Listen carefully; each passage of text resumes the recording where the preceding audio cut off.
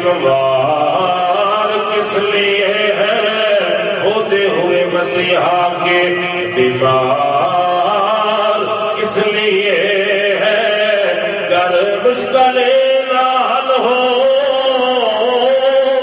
یہ دربار کس لیے ہے ارے مجرم بخشے جائے سرکار کس لیے ہے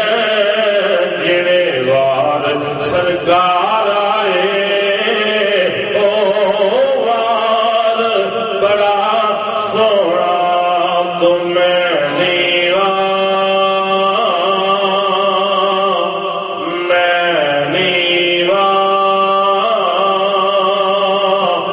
میرا مرشد اچا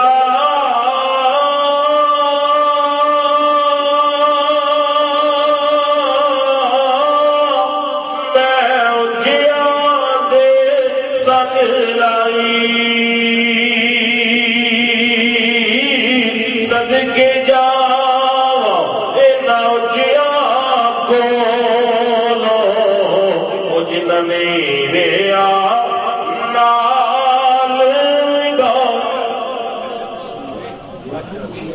السلام علیکم جی. بلا تاخیر بلا کی تاخیر کے بعد میں دعوت خطاب دینے جا رہا ہوں.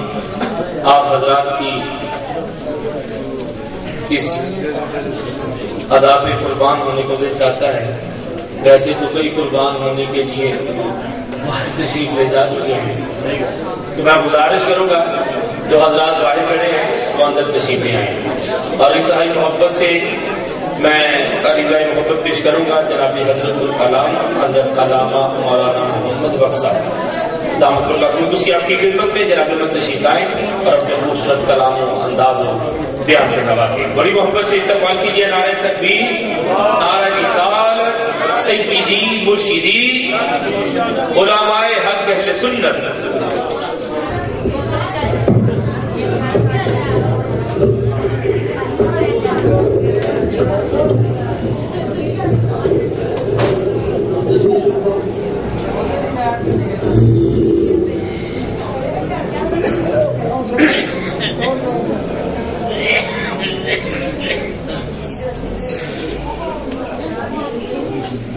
نحمده ونصلي ونسلم على سيدنا محمد رسوله النبي الكريم الأمين المكين الرؤوف الرحيم. أما بعد فقد قال الله تبارك وتعالى في الكلام المجيد والفرقان الحميد: أعوذ بالله من الشيطان الرجيم بسم الله الرحمن الرحيم. الله يستفي من الملائكة رسلا ومن الناس صدق الله العظيم. إن الله وملائكته يصلون على النبي يا أيها الذين آمنوا صلوا عليه وسلموا تسليما. الصلاة والسلام عليك يا سيدي يا نبي الله. الصلاة والسلام عليك يا سيدي يا رسول الله. الصلاة والسلام عليك يا سيدي يا حبيب الله. الصلاة والسلام عليك وعلى یا سیدی یا خیر خلق اللہ.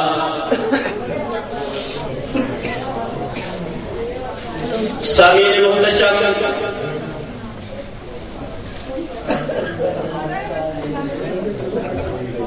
اللہ جل وجہ کا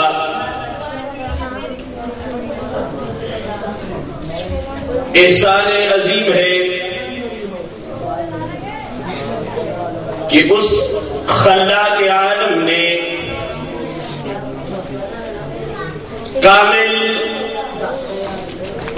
ایک برس بیت جانے کے بعد مکمل ایک سال گزر جانے کے بعد رب لم یزل نے اپنے محبوب محتشم صلی اللہ علیہ وآلہ وسلم اور اپنے محبوب کے محبوب بندوں کا ذکر کرنے اور سننے کی ہمیں توفیق سے مالا مال فرمایا. سامعین محتشم، یہ بات یقینی ہے، سنتے رہتے ہیں کہ ذکر الانبیاء عبادت و ذکر الصالحین کفارۃ السیئات. انبیاء کا ذکر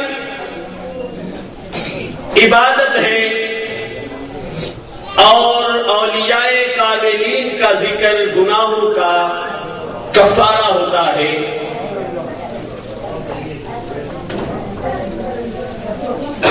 رات گزر جانے کو ہے، الحمدللہ ثم الحمدللہ سلسلہ چل رہا ہے،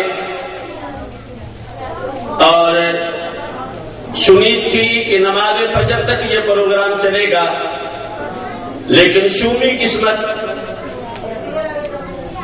میں اسے بدبختی کہوں گا کہ حضرت العلام محترم قابل سب احترام قبلہ پیر غلام سرور ساقی صاحب مدد اللہ علی تشریف فرما ہے. ان جیسی ہستیوں کو ہم کب سنیں گے جب ہماری ہوش ٹھکانے نہیں رہے گی. اصل پیغام تو ان جیسی ہستیوں نے دینا ہے نا، لیکن کب سنیں گے جب کوئی نہیں رہے گا، ہوش ٹھکانے نہیں رہے گی، تو سبق کیا یاد ہوگا؟ مختصر، چلو یہ رونا ہے، بزرگ بھی رو رہے ہیں، نیچے سے اوپر تک یہ سلسلہ جاری ہے. اگر اس سے جان نہیں چھڑائی گئی، حال تو پہلے خراب ہے، لیکن پھر انشاءاللہ جلدی بستر گول ہو جائے گا. سامعین محتشم، خلاق عالم نے نوع انسانیت کو راہ ہدایت سے مستفیض فرمانے کے لیے ایک طریقہ اپنایا. وہ طریقہ کیا ہے کہ اپنے اور اپنے بندوں کے درمیان ایک واسطہ قائم رکھا. اپنے اور اپنے بندوں کے درمیان ایک واسطہ قائم رکھا اور یہ فرمایا، لوگوں میں رب ہوں، میں قادر مطلق ہوں، میری شایان شان نہیں کہ میں ہر ایک سے بات کرتا پھروں، میں اپنی اس نوع انسانی والی مخلوق میں سے ایک بندے کا انتخاب کروں گا، اسے اپنا محبوب بنا کے میں اپنا پیغام اس کو دوں گا، وہ میرا پیغام دیگر بندوں تک پہنچائے گا. یہ سلسلہ چلتا رہا آدم علیہ السلام سے لے کر عیسیٰ علیہ نبینا علیہ الصلوۃ والسلام تک، بلکہ تاجدار کائنات صلی اللہ علیہ وسلم کی ذات اقدس تک. اللہ کا قرآن فرماتا ہے اللہ یصطفی من الملائکۃ رسلا ومن الناس، کہ اللہ چن لیتا ہے فرشتوں سے اور انسانوں سے رسول، فرشتوں اور انسانوں سے اللہ اپنے بندوں کو راہ ہدایت سے سرفرازی عطا کرنے کے لیے رسول چن لیتا ہے۔ تو سامعین محتشم، آدم علیہ السلام سے لے کر عیسیٰ علیہ السلام تک ہر نبی، ہر رسول، اگر ان کی نبوتوں اور رسالتوں کی وسعت کی بات کروں تو بات لمبی ہو جائے گی، لیکن جب تاجدار کائنات صلی اللہ علیہ وسلم کی باری آئی، رب ذوالجلال نے اپنے محبوب مکرم صلی اللہ علیہ وسلم کو بہت سارے نام عطا کیے، ذاتی نام محمد اور احمد عطا کیا، اور صفاتی بہت سارے نام ہیں۔ ان سارے ناموں میں سے ایک نام ہے مصطفیٰ۔ کیا ہے؟ مصطفیٰ۔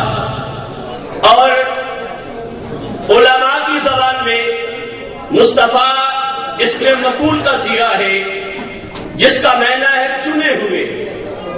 کیا معنی ہے؟ چنے ہوئے۔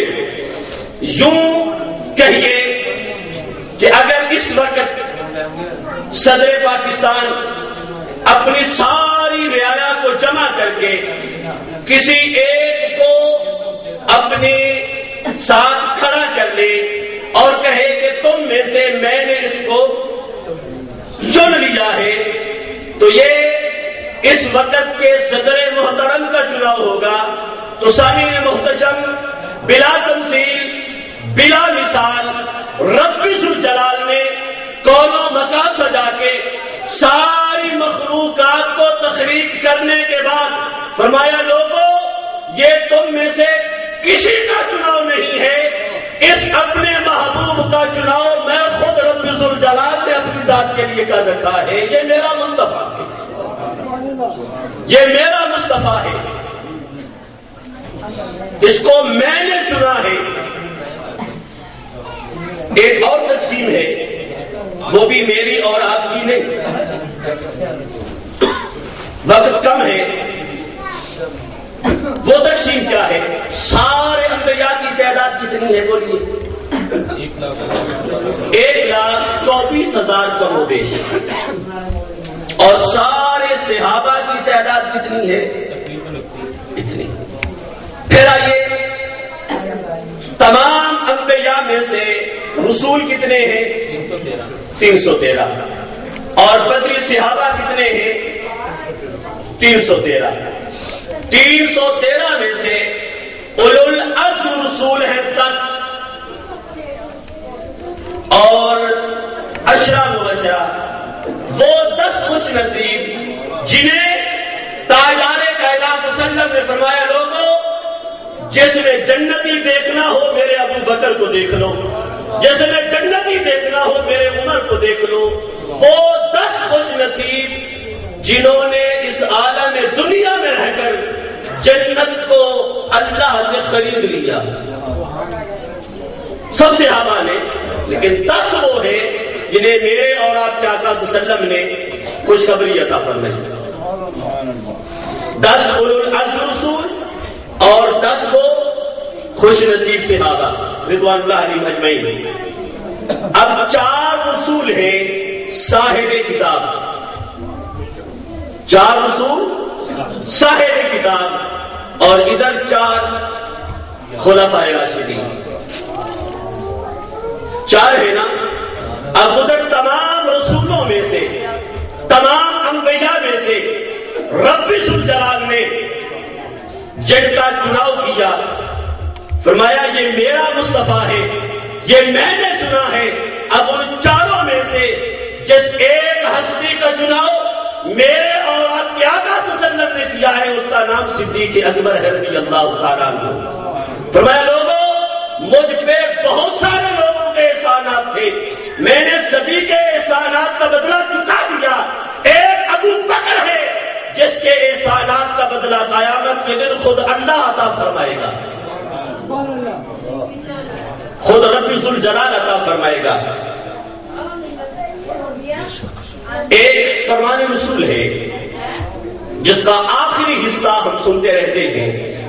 چاروں کی بات ہوئی نا، تو میں صرف ان چاروں کے حوالے سے ایک بات عرض کروں گا۔ حدیث ہم سنتے رہتے ہیں کہ آنا مدینۃ العلم والیج بابھا، سنتے ہیں نا، سنتے ہیں، حقیقت ہے۔ مولا علی رضی اللہ تعالیٰ عنہ کی عظمت کو اربوں خربوں سلام، اس لیے کہ بھئی خزانہ جتنا قیمتی ہوگا نا، دروازہ اتنا زیادہ مضبوط لگایا جاتا ہے۔ سونا اندر رکھ کے، سیف الماری کے چور خانے میں رکھ کر کئی قفل لگائے جاتے ہیں، جب اندر خزانہ اتنا قیمتی ہے تو پھر دروازہ بھی تو مضبوط ہونا تھا نا۔ لیکن آئیے فرمان رسول صلی اللہ علیہ وآلہ وسلم نقل کرنے والی ہستی کوئی عام ہستی نہیں، الشیخ محقق مدقق الشیخ عبدالحق محدث دہلوی رحمۃ اللہ علیہ مختصر تعارف یہ ہے کہ الشیخ محدث دہلوی رحمۃ اللہ علیہ روضہ رسول کے سائے میں بیٹھ کے حدیث نبوی پڑھایا کرتے تھے، سب گنبد کے سائے میں حدیث پڑھایا کرتے تھے۔ تاجدار کائنات صلی اللہ علیہ وسلم نے خواب میں فرمایا عبدالحق جاؤ ہندوستان میں، دہلی میں جاؤ، میری حدیث کا پرچار کرو۔ اب کیا آقا کسی اور کی ڈیوٹی لگا دے، سب گنبد کے سائے کو چھوڑنے کو جی نہیں چاہتا۔ پھر دوسری مرتبہ یہی جواب عرض کیا، پھر تیسری مرتبہ حکم ملا کہ عبدالحق جاؤ دہلی میں میری حدیث کا پرچار کرو۔ ذرا غور سے سننا، عبدالحق جاؤ دہلی میں میری حدیث کا پرچار کرو، ہم خود آپ کو ملنے کے لیے کبھی کبھار وہیں پہ آیا کریں گے۔ وہ ہے مرد فرمان رسول لکھنے والا۔ وہ فرمان عرض کرنے سے پہلے یہ عرض کروں گا کہ اسلام فطری ہے نا، بولیے فطری ہے نا، فطرت کے مطابق ہے۔ کوئی دروازہ آپ نے بغیر بنیاد کے لگا ہوا دیکھا ہو، بغیر دیوار کے، بغیر چھت کے، لیکن جہاں اسی پہ اکتفا کیا جاتا ہے انا مدینۃ العلم والیج بابھا۔ لیکن الشیخ عبدالحق محدث دہلوی رحمۃ اللہ علیہ فرماتے ہیں لوگوں میرے آقا صلی اللہ علیہ وسلم کا فرمان یوں ہے، سنو بھائی بلڈنگ، بنگلہ، کوٹھی، عمارت اتنی زیادہ مضبوط ہوگی جتنی زیادہ مضبوط بنیاد ہوگی۔ بلڈنگ بنیاد پہ ہوتی ہے نا، تو تاجدار کائنات صلی اللہ علیہ وسلم فرماتے ہیں لوگوں سنو، انا مدینۃ العلم ابو بکر اساسها، انا مدینۃ العلم ابو بکر اساسها، انا مدینۃ العلم وعمر اجدارها، انا مدینۃ العلم وعثمان سقفها، انا مدینۃ العلم وعلی بابھا۔ پورا فرمان سنا ہے نا، پورا فرمان سنا ہے۔ ابو بکر بنیاد ہے، عمر دیواریں ہیں، یہ بلڈنگ بنائی، حیا کی چھت ڈالی، حیا کی چھت ڈالی، عدالت کی دیواریں بنائی، صداقت کی بنیاد ڈالی، شجاعت کا دروازہ لگا دیا، چونکہ اندر سامان بڑا قیمتی ہے نا۔ انا دار الحکمت، انا مدینۃ العلم، فرمایا اب جو کچھ چاہیے نا ان چاروں کی رسائی کے بغیر تمہیں اندر سے ملے گا کچھ نہیں۔ لیکن میں نقش بندی ہوں، میں نقش بندی ہوں، جب سے پروگرام شروع ہوا ہے بس ایک رو مولا علی کی عظمت کو میں پہلے سلامت کر چکا، لیکن بھائی اپنے باپ کی بات کیے بغیر تو بات مکمل نہیں ہوتی نا، باپ تو باپ ہوتا ہے۔ ہوں نقش بندی اور بات اپنے بابا کی نہ کروں، وہ کیسا نقش بندی ہے؟ وہ صدیق اکبر رضی اللہ تعالیٰ عنہ جن کے متعلق میرے اور آپ کے آقا صلی اللہ علیہ وسلم نے فرمایا، لوگوں جو کچھ میرے سینے میں تھا میں نے صدیق کے سینے میں انہیں نعرہ تکبیر، نعرہ رسالت، نعرہ حیدری، نعرہ تحقیق۔ فتح مکہ کے بعد اللہ کا مقدس گھر ہے، اللہ کا مقدس گھر ہے، اندر کھڑے ہیں مولا علی رضی اللہ تعالیٰ عنہ سے فرمایا، پیارے علی میرے کندھوں پہ چڑھ کے یہ بت گرا دو، میرے کاندھوں پہ چڑھ کے بت گرا دو۔ اب کیا کہا، میں آپ کے کاندھوں، میری کیا مجال، آپ میرے کاندھوں پہ سوار ہونا۔ فرمایا علی تو بار نبوت نہیں اٹھا سکتا، تو بار نبوت نہیں اٹھا سکتا، لہذا تو چڑھ اور بتوں کو گرا۔ جب چڑھ گئے تو پوچھا علی کیا محسوس کرتے ہو، کیا محسوس کرتے ہو؟ اب کی آقا نبوت کے کاندھوں پہ سوار ہونا، میں اپنے آپ کو عرش کی بلندیوں سے اوپر محسوس کر رہا ہوں، عرش کی بلندیاں ہیں کہ نہیں، میں اپنے آپ کو اوپر تصور کر رہا ہوں۔ نیچے تشریف لائے، حیران ہے علی، حیران کیوں ہو؟ آقا اتنی بلندیوں سے نیچے آیا ہوں، خراج تک نہیں آئی۔ فرمایا علی میرے کندھوں پہ سوار تھا اور نیچے اتارنے والے جبریل امین تھے، خراج کیسے آیا، کیسے خراج آیا؟ لیکن ذرا شب ہجرت کو دیکھیں،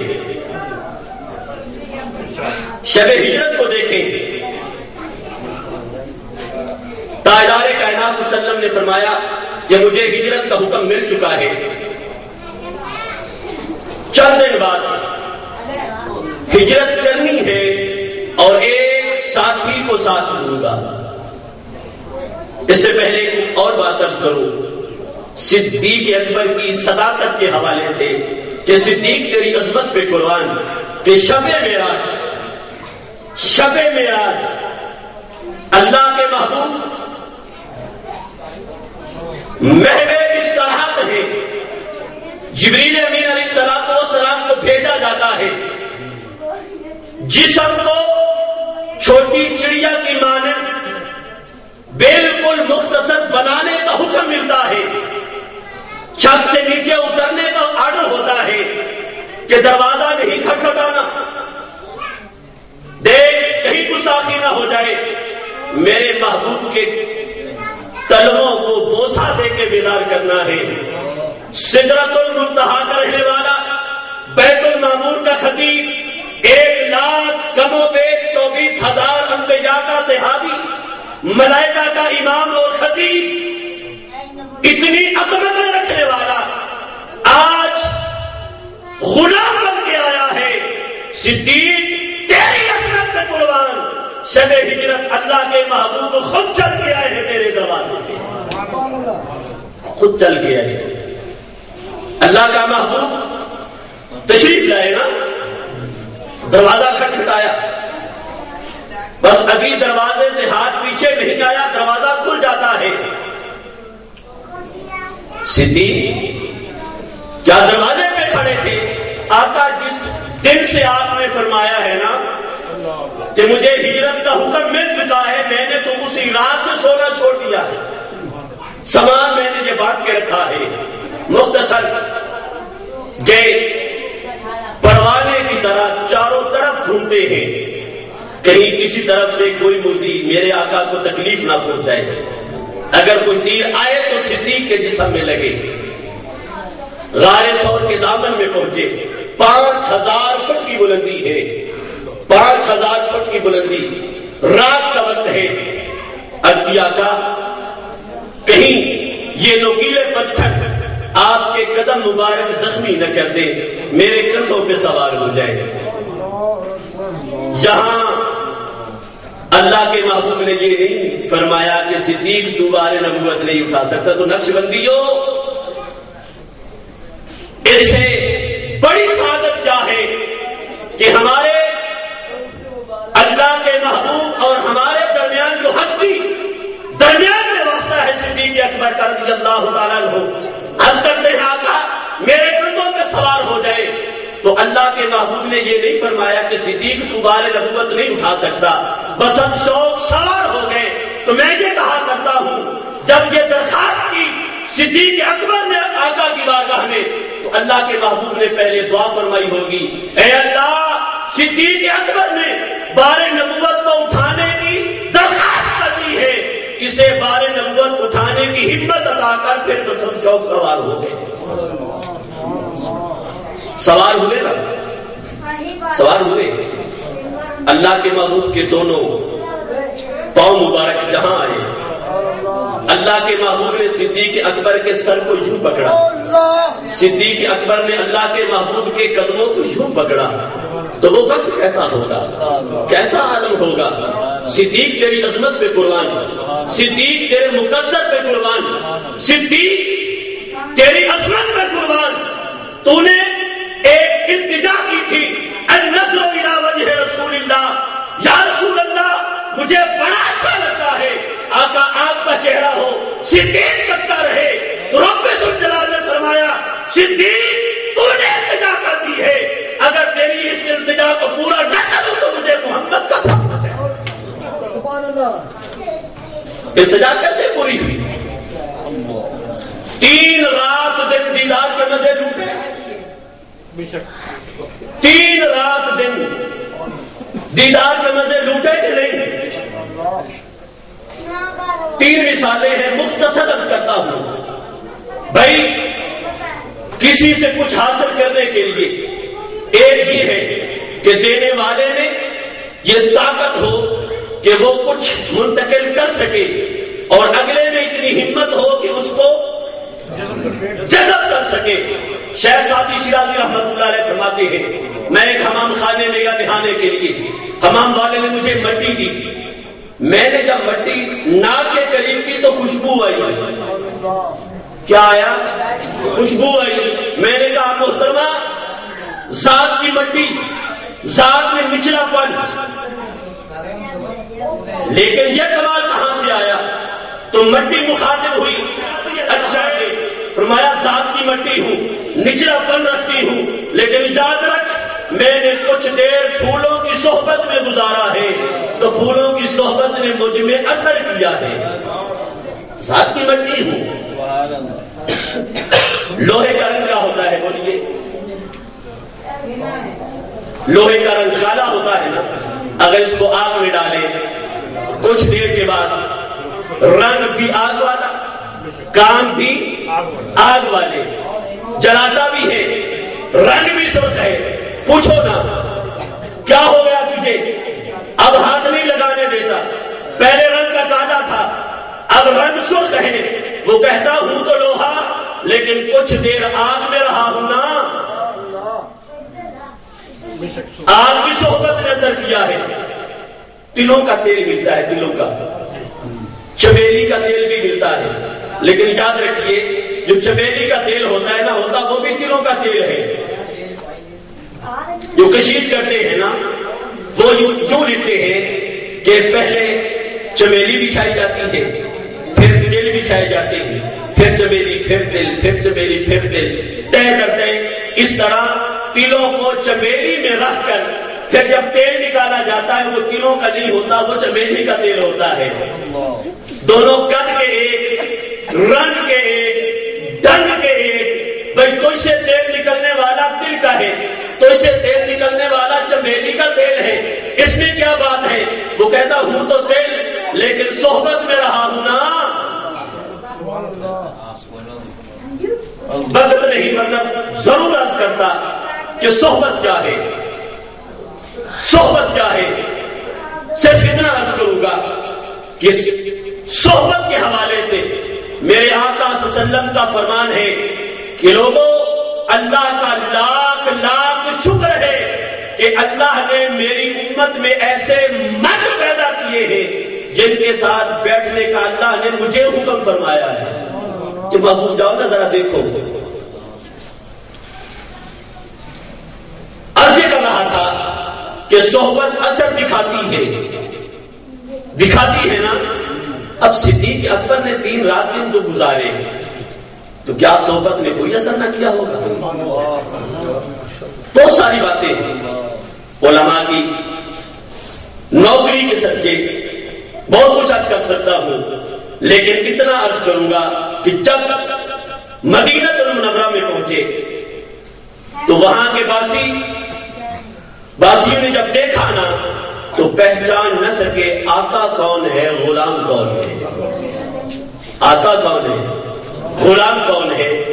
یہاں تک صحبت نبی نے اثر کیا، دل کی حالت تو بدلی سمجھ لی، چہرہ بھی یکساں ہو گیا. نہیں پہچان سکے نا، یہ تو مشہور بات ہے. تو پھر صدیق اکبر رضی اللہ تعالیٰ نے کیا کیا؟ کھڑے ہوئے کپڑے کا پنکھا بنا کے ہوا چلنے لگے تاکہ امتیاز ہو جائے لوگوں کو. یہ غلام ہے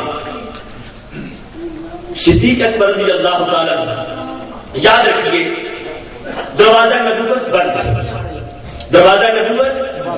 بند، فیضان نبوت قیامت تک جاری رہے گا. علماء نے 4 طریقے لکھے. ایک طریقہ ہے کہ اگر کوئی شخص چاہے فیضان نبوت حاصل کرنا تو وہ قرآن سے کر سکتا ہے. قرآن سے سچی محبت کرو، قرآن کا کہا مانو. یہ قرآن جو زندہ معجزہ ہے میرے آقا کا، یہ اپنے آقا صلی اللہ علیہ وسلم کے فیضان سے ضرور مالا مال کرے گا. دوسرا طریقہ ہے سنت نبی کو اپنانے کا. اگر کوئی شخص چاہے فیضان نبوت حاصل کرنا تو وہ سنتوں پہ عمل کرے گا، تو وہ جن کی سنتیں اپنائی جائے گی وہ ضرور اپنی انعام سے مالا مال فرمائے گا. اور ایک طریقہ علماء نے لکھا کہ اگر کوئی شخص چاہے کہ براہ راست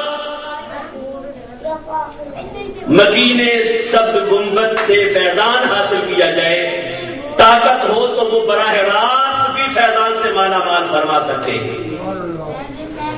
وہ فرما سکتے ہیں. ضرورت قبولیت کی ہے، قبول کرنے والے کی. اس کی طاقت کتنی ہے وہ فرما سکتے ہیں. جہاں عرض کروں گا ہمارے سلسلہ عالیہ کے بزرگ ہیں جن کا نامی اس میں گرامی حضرت خواجہ عباس جدید بستامی رحمۃ اللہ علیہ، بہت بڑے مرد ہیں.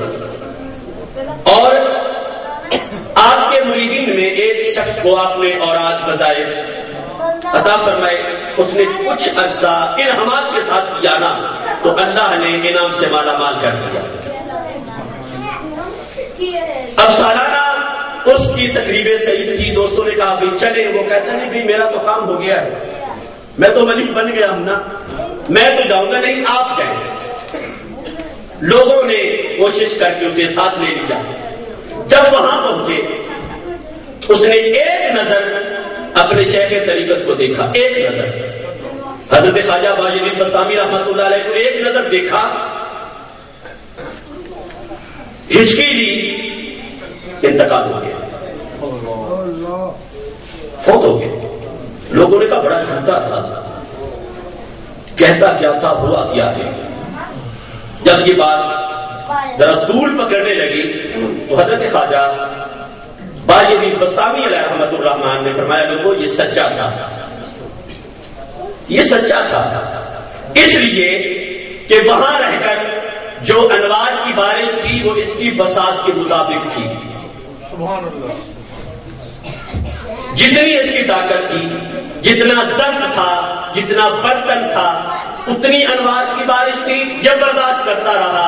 جب جہاں آیا تو اس نے ملاحظہ کیا وہ جو مجھ پہ انوار برس رہے تھے وہ برداشت نہیں کر سکا. بھائی اگر طاقت ہو تو براہ راست اللہ کے محبوب مالا مال فرماتے ہیں اور فرماتے رہیں گے. آخری طریقہ جو علماء نے لکھا وہ ہے سینہ بسینہ فیض جو چل رہا ہے اور قیامت تک چلتا رہے گا. بہت سارے سدرا صدیق اکبر رضی اللہ تعالیٰ سے لے کر آج تک سلسلہ عالیہ نقشبندیہ کے باکمال شیوخ گزرے ہیں، لیکن صرف اتنا عرض کروں گا کہ ہمارے اسی سلسلہ عالیہ کے ایک بزرگ ہیں الشیخ حضرت خواجہ